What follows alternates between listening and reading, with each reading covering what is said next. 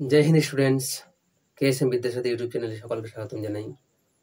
आज আমরা দশম শ্রেণীর অধ্যায় আলো সম্বন্ধে আলোচনা করব। বলে দিয়ে রাখি যে এই অধ্যায়ে মাধ্যমিকে 12 নম্বরের প্রশ্ন থাকে, তার মধ্যে MCQ দুটা 2 নম্বরের, VSA ভেরি শর্ট অ্যান্সার 2 নম্বরের অতি সংক্ষিপ্ত প্রশ্ন ধর্মী, আর 2 নম্বরের গুলো একটা থাকে, আর 3 নম্বরের দুটো থাকে, 6 নম্বর আর 3টা থাকে, তার মধ্যে করতে হবে দুটো, 6, 7, 8, 9, 10, 11, 12, টোটাল 12 নম্বর আসবে আলো অধ্যায় থেকে। আলো অধ্যায় থেকেও 12 নম্বর, আর চলাচলের অধ্যায় থেকেও 12 নম্বর, 24 নম্বর আসে এই দুটো অধ্যায় থেকে। তাই আলো অধ্যায়টি আমাদের সকলকে ভালোভাবে পড়তে হবে। তো আলো অধ্যায় দশম শ্রেণীর প্রথমে যেটি আছে সেটা হচ্ছে যে গলীয় দর্পণ দ্বারা প্রতিফলন। তো গলীয় দর্পণ কি সেটা প্রথমে জানি আমরা। তো প্রথম আমাদের যেটা পড়তে হবে তার সেটা হচ্ছে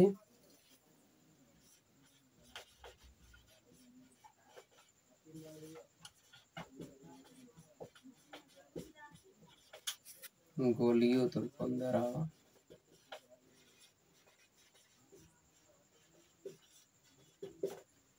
আলোর প্রতিফলন।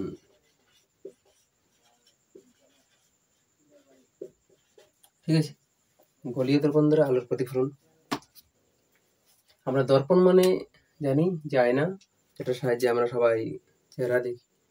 তো সেই দর্পণ কিন্তু এখানে শুধু দর্পণ নয়, এখানে লেখা রয়েছে গলীয় দর্পণ। তো গলীয় দর্পণটা কি?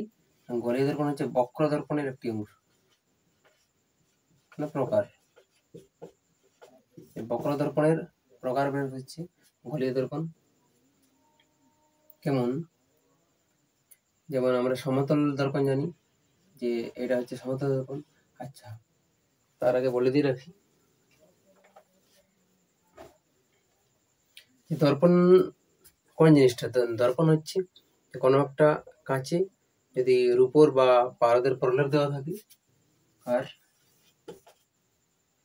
যে রূপো বা পারদ বা রূপো, সিলভার বা মার্কারি,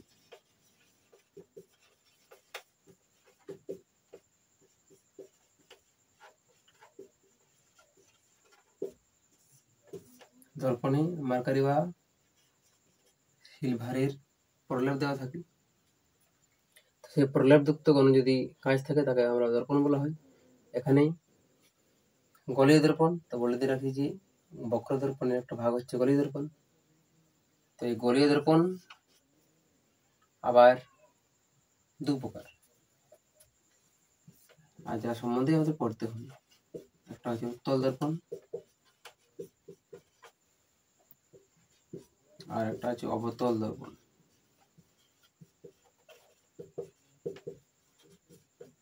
ঠিক আছে, এই উত্তল দর্পণ কি বা উত্তল দর্পণে কি কি কাজ, অবতল দর্পণে কি কাজ আমাদের কথায় ব্যবহার করা হয়, সে সম্বন্ধেই প্রথমে আমরা পড়বো। প্রথমে বোর্ডটা মুছিতে রাখি, এগুলো মনে রাখবে। বক্র দর্পণেরই একটা ভাগ হচ্ছে গলীয় দর্পণ, যা দর্পণকে মার্কারি, সিলভার মানে পারদ বা রূপো দিয়ে প্রলেপ দেওয়া হয়। গলীয় দর্পণ দুটো অংশ, উত্তল আর অবতল।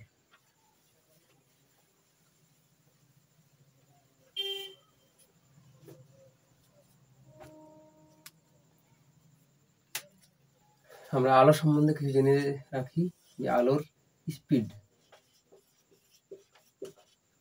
হচ্ছে 3 × 10⁸ মিটার পার সেকেন্ড, অর্থাৎ 1 সেকেন্ডে 3 লাখ কিলোমিটার পর্যন্ত যেতে পারে।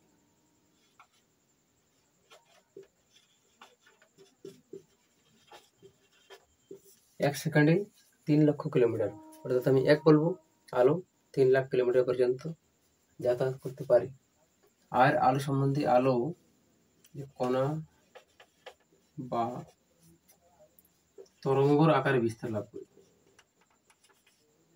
ঠিক আছে, যেহেতু আমরা আলো সম্বন্ধে পড়ছি, তো এইসব বিষয়গুলি জানা প্রয়োজন আমাদের। আলোর স্পিড কত? 3 × 10⁸ মিটার/সেকেন্ড। আর কেমন আকারে বিস্তারক বলি কণা বা তরঙ্গ। আলো নিজে হচ্ছে অদৃশ্য, আলোকে আমরা দেখতে পাই না, কিন্তু আলো যে বস্তুর উপর পড়ে সেই বস্তুটিকে আমরা দেখতে পাই, অর্থাৎ যে দেখতে সাহায্য করে। হয়তো আমরা আলোকে দেখতে পাবো না, কিন্তু আলোর সাহায্যে আমরা অন্য কোনো জিনিস দেখতে পাই। এই আলো অন্য কোনো জিনিসকে দেখতে সাহায্য করে। আমরা এসবগুলি নোট করে রাখতে হবে। তারপর আমরা আসছি উত্তল দর্পণ কি আর অবতল দর্পণ কি। ঠিক আছে,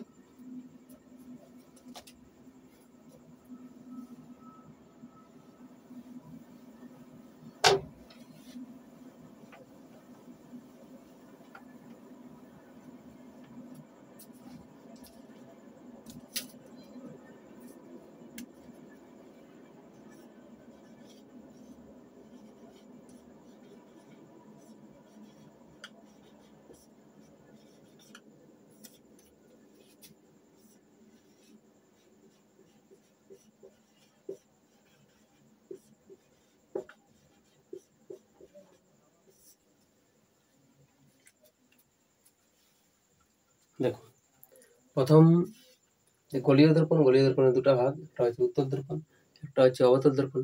উত্তল দর্পণ কোনটা আর অবতল দর্পণ কোনটা? তো উত্তল, আমি যদি হাতটা এরকম করি, মনে করছি আমার হাতটা একটা গোলকের অংশ। ছবিটা দেখো, গোলক বলতে যদি এটা একটা গোলক হয়, দেখা যাচ্ছে, যদি এটা একটা গোলক হয়, তো গোলকের এই বাইরে যদি আমি ভিতরে প্রলেপ দিই,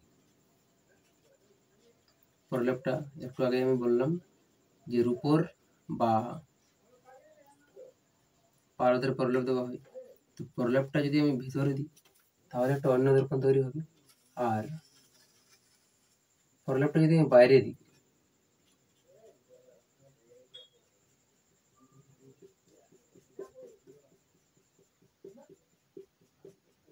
তাহলে একটা অন্য দর্পণ তৈরি হবে। উত্তল দর্পণ মানে কি? উত্তল দর্পণ মানে হচ্ছে যে এই যে গলীয় দর্পণ আছে, এটা একটা গোল, তো এই গলীয় দর্পণটার যদি আমরা ভিতরের দিকে প্রলেপ দিই তাহলে প্রতিফলক তল কোনটা, মানে আলোক রশ্মি যদি আসে, তো আলোক রশ্মি এসে বাইরের দিকটাতে পড়বে আর এখান থেকে প্রতিফলন হবে। ঠিক আছে,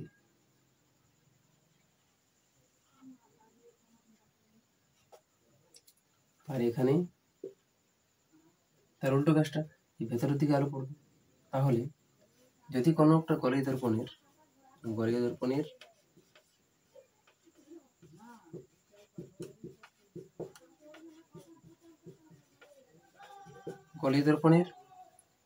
বাইরের তলটি, গলীয় দর্পণের বাইরের তলটি যদি প্রতিফলক তল হিসাবে ব্যবহার করা হয় তাহলে তাকে আমরা উত্তল দর্পণ বলি। আর গলীয় দর্পণের ভেতরের তলটি, তার মানে যদি আমার হাতটা একটা গোলকের অংশ হয় তাহলে আমি বাইরের দিকটা যদি প্রতিফলক তল হিসেবে ব্যবহার করি, এটা হচ্ছে উত্তল দর্পণ। যদি আমি ভেতরেরটা প্রতিফলক তল মানে আলোটা যেখানে আসবে আর যেখান থেকে প্রতিফলন হবে সেটা হচ্ছে প্রতিফলক তল। গলীয় দর্পণের বাইরের অংশ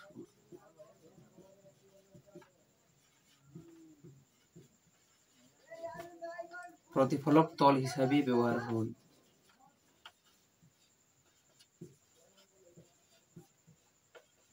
প্রতিফলক তল হিসেবে ব্যবহৃত হয়। যদি বাইরেরটা প্রতিফলক তল হিসেবে ব্যবহার হয় তাহলে সেটা উত্তল দর্পণ। আর যদি যে ভেতরের অংশ, মানে গলীয় দর্পণের যে ভেতরের অংশ প্রতিফলক তল হিসেবে ব্যবহার হয়।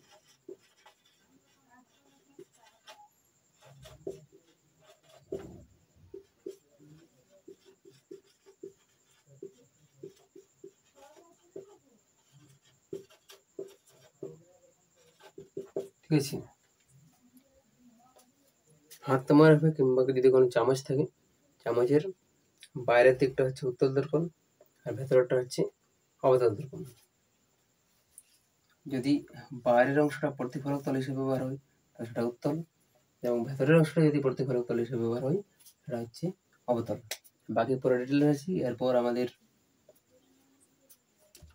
জানার বিষয় যে গলীয় দর্পণের মেরু কি, গলীয় দর্পণের বক্রতা ব্যাসার্ধ কোনটা, গলীয় দর্পণের কেন্দ্র কোনটা, সেগুলো নিয়ে আমরা আলোচনা করি।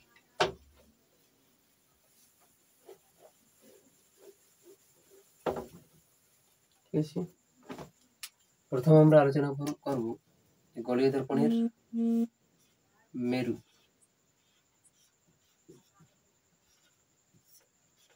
ঠিক আছে, তো গলীয় দর্পণের মেরু হচ্ছে যে এটা একটা দর্পণ, আমি কটিংটা বাইরে থেকে করছি, অর্থাৎ এটি একটি অবতল দর্পণ। অবতল দর্পণের ইংলিশ হচ্ছে কনকেভ মিরর।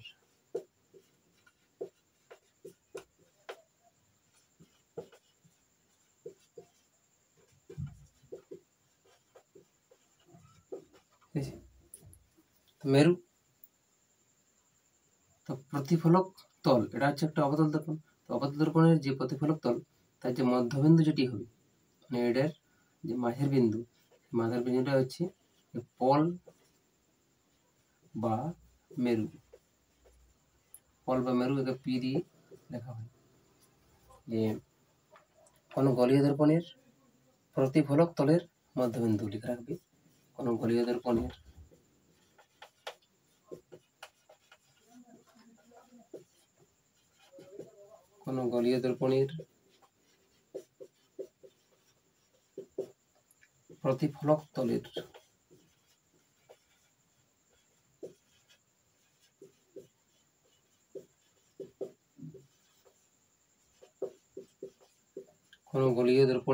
প্রতিফলক তলের মধ্যবিন্দুকে বলা হয় মেরু।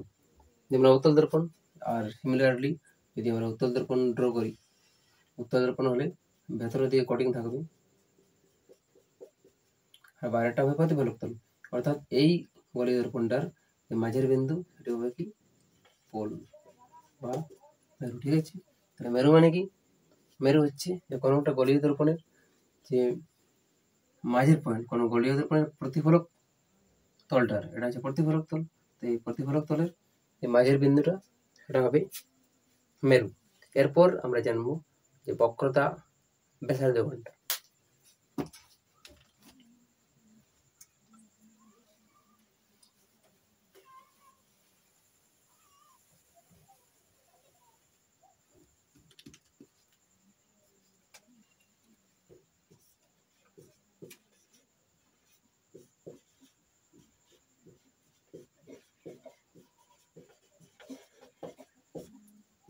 বক্রতা ব্যাসার্ধ,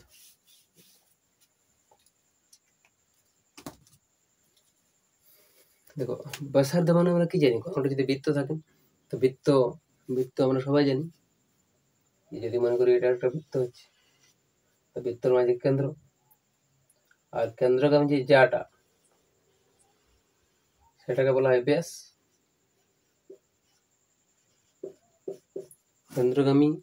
কেন্দ্রগামী জায়গা বলা হয় ব্যাস।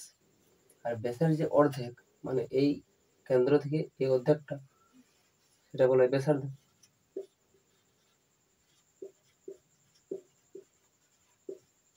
তাহলে ব্যাসের অর্ধেককে যদি ব্যাসার্ধ বলা হয়, এখানে আছে কি বক্রতা ব্যাসার্ধ। তো বক্রতা ব্যাসার্ধ কোনটা? যে গলীয় দর্পণটা আছে,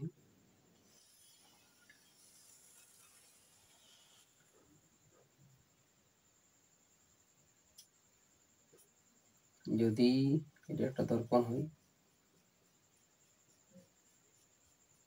এটা একটা গলীয় দর্পণ, ভেতরের দিকে কটিং আছে, তাহলে এটা একটা কনভেক্স মিরর।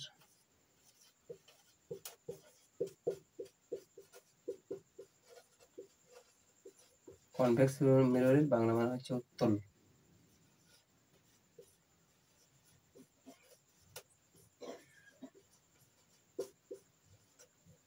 উত্তল দর্পণ, ঠিক আছে। তো এটা যদি গোলক হয় একটা, তো গোলকের একটা মাঝের বিন্দু থাকবে। তো এই মধ্যবিন্দু থেকে বা এই যে যদি একটা গোলক হয়, তো গোলকের একটা ব্যাসার্ধ থাকবে। মনে করি গোলকের একটা ব্যাসার্ধ হচ্ছে এটা, গোলকের এটা ব্যাসার্ধ বা গোলকের এটা ব্যাসার্ধ। তো গোলীয় দর্পণটা অর্থাৎ উত্তল দর্পণটা যে গোলকের অংশ সেই গোলকের ব্যাসার্ধটাই হচ্ছে বক্রতা ব্যাসার্ধ। মানে কি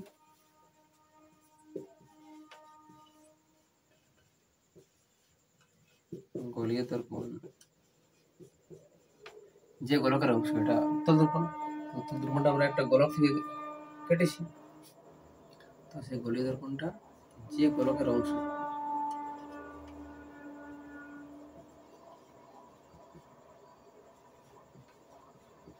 গোলীয় দর্পণ যে গোলকের অংশ সেই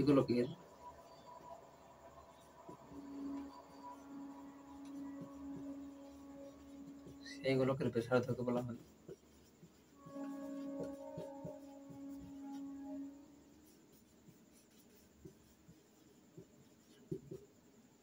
বক্রতা ব্যাসার্ধ।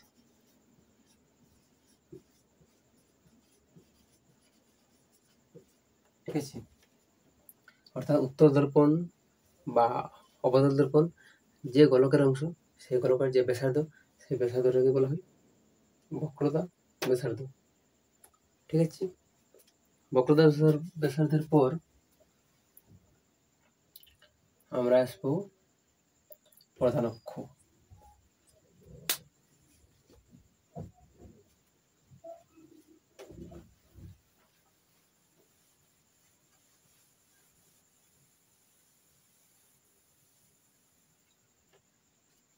প্রথমে আমরা বক্রতা কেন্দ্র শিখি। বক্রতা কেন্দ্র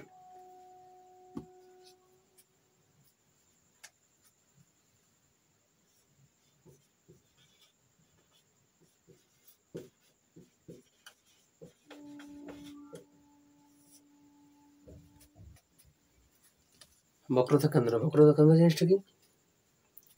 কোনো একটা দর্পণ আছে, হয় অবতল দর্পণ বা উত্তল দর্পণ, তো সেই দর্পণটা যে গোলকের অংশ সেই গোলকের কেন্দ্রটাই হচ্ছে বক্রতা কেন্দ্র।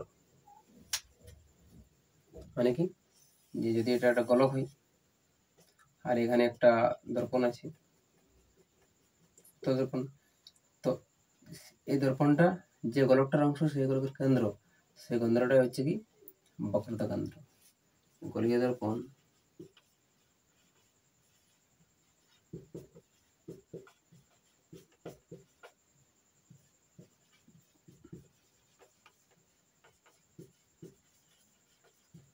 যে গোলকের অংশ সেই গোলকের কেন্দ্রকে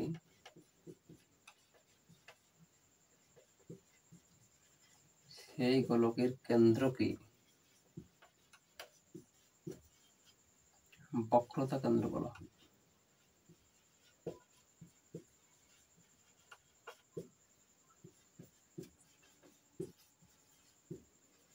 ঠিক আছে, আমরা প্রথমে যেটা শিখেছি সেটা হচ্ছে মেরু, অর্থাৎ এটা একটা গোলীয় দর্পণ।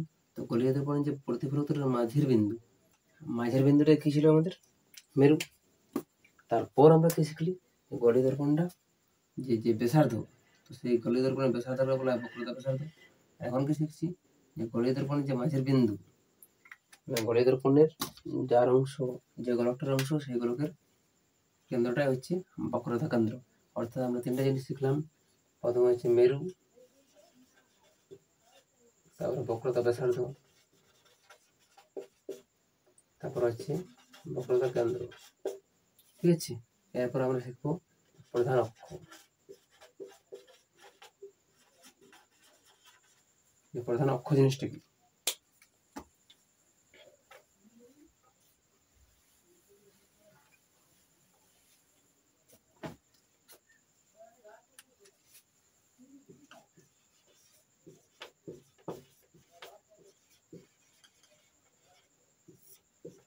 প্রধান অক্ষ মানে হচ্ছে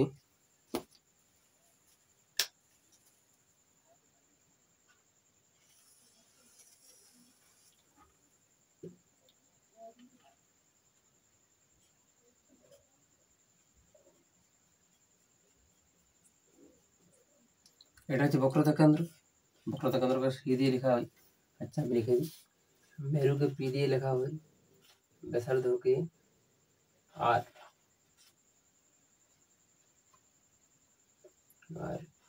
কেন্দ্র কি সি বা সেন্টার, ঠিক আছে। তো এটা হচ্ছে বক্রতা কেন্দ্র সি, আর এটা হচ্ছে মেরু বা পি। তো এই বক্রতা কেন্দ্র আর এই মেরু, এই যে সংযোজক সরলরেখা, তো এই সংযোজক সরলরেখাকে বলা হয় কি প্রধান অক্ষ।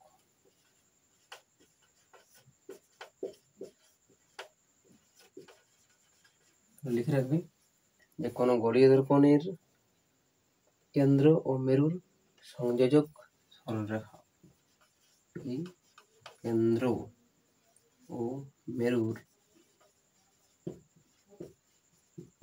সংযোজক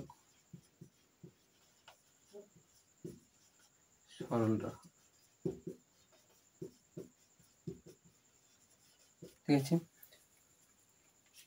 বক্রতা কেন্দ্র আর এখানে বক্রতা কেন্দ্র লিখে রাখবি।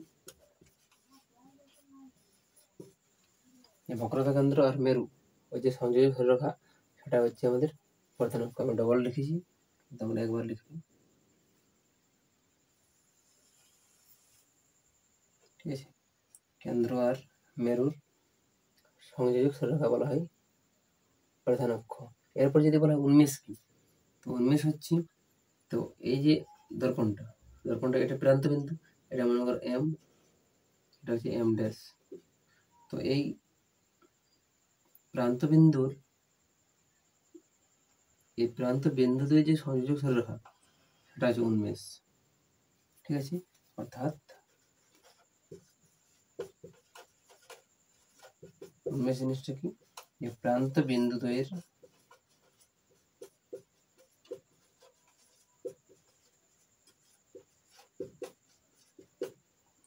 সংযোজক সরলরেখা।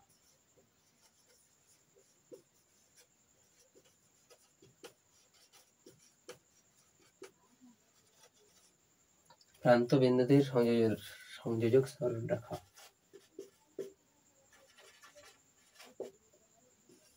আজ আমরা কি শিখলাম, যে গড়ীয় দর্পণে মেরু কি, ব্যাসার্ধ কি, কেন্দ্র কি, প্রধান অক্ষ কি, উন্মেষ কি। একটা জিনিস খেয়াল রাখবেন, যে আলো থেকে যে কোনো কোশ্চেন আসুক তোমরা চেষ্টা করবে চিত্র সহ ব্যাখ্যা করার। কথা যদি বলা হয় মেরু কি, তাহলে মেরু কি প্রতিফলক তল, যেটা হচ্ছে একটা প্রতিফলক তল, প্রতিফলক তলের যে মধ্যবিন্দু, প্রতিফলক তলের যে মধ্যবিন্দু, সেই মধ্যবিন্দুকে কি বলা হয় মেরু। ব্যাসার্ধ কি, তো গড়ীয় দর্পণটা যে গোলকের অংশ, সেই গোলকের ব্যাসার্ধটাই কি হচ্ছে বক্রতা ব্যাসার্ধ। তারপর কি কেন্দ্র, তো এই গড়ীয় দর্পণটা যে গোলকের অংশ, সেই কেন্দ্রটাকে কি বলা হয় বক্রতা কেন্দ্র। প্রধান অক্ষ বক্রতা কেন্দ্র, আর মেরুর যে সংযোজক সরলরেখা, সেটা হচ্ছে প্রধান অক্ষ। আর উন্মেষ কি, গড়ীয় দর্পণের প্রান্ত বিন্দুদ্বয়ের যে সংযোজক সরলরেখা বা প্রান্ত বিন্দুদ্বয়ের যে মধ্যবর্তী দূরত্ব, প্রান্ত বিন্দুদ্বয়ের কি মধ্যবর্তী দূরত্ব। ওটা লিখে ভালো হবে, যে প্রান্ত বিন্দুদের মধ্যবর্তী দূরত্ব, ঠিক আছে। মুছে দিই, প্রান্ত বিন্দুদের মধ্যবর্তী দূরত্বকে বলা হয় উন্মেষ, ঠিক আছে। পরের দিন আমরা গড়ীয় দর্পণ দ্বারা আলোর প্রতিফলন এবং